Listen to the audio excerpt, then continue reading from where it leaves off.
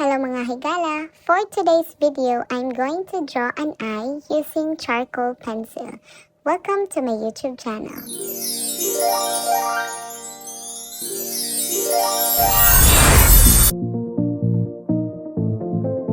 Hello mga higala! Welcome back to my YouTube channel. So, modern yung notebook na gihimo sa kumbana. Gamayng intro sa tano. So, tulo ka lapis ang gigamit ani. From there, one charcoal pencil, dark, light, and white from Faber-Castell. One of the best part sa akong lawas nga ganahan kay kung magtanaw sa ako at yung mata. And I really thank the Lord for giving me both eyes nga makakita gyud. Ako personally, when I meet someone for the first time, so I usually look to them in the eyes and observe what they feel. No, kay dagan jud kaayo pwede i-convey nga emotions ang atong mga mata.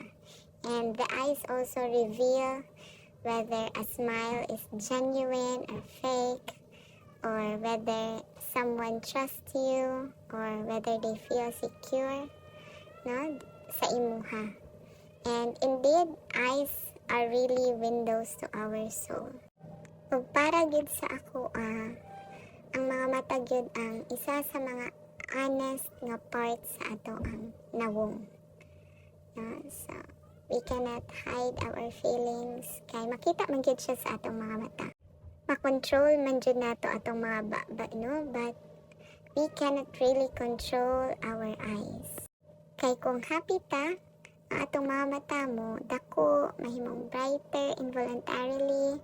Pero kung sad kaayo pod ta, makita na jud pod na sa mata bisan pag mangisi ka. No? So, the eyes shout what the lips fear to say. And ato po dyan ni i-take care dyan atong mga mata, no? Dili nato ni i-abuse.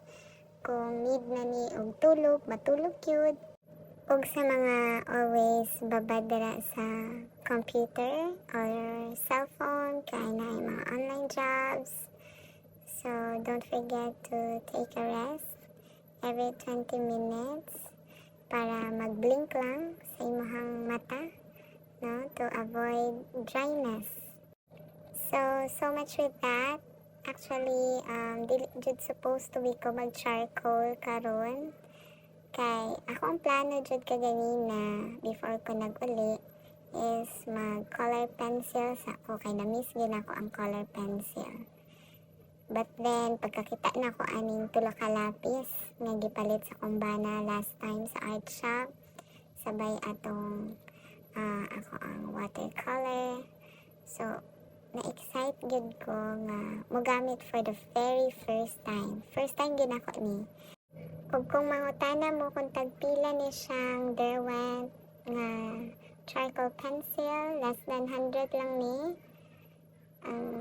ang isa, and then ang expensive lang gud is kaning white, kay close to 200 gud ni siya ang kaning siyang white nga pencil from Faber-Castell. So for those experts, if you have suggestions or comments, mga tips in using charcoal pencil, you can leave at the comment section. No?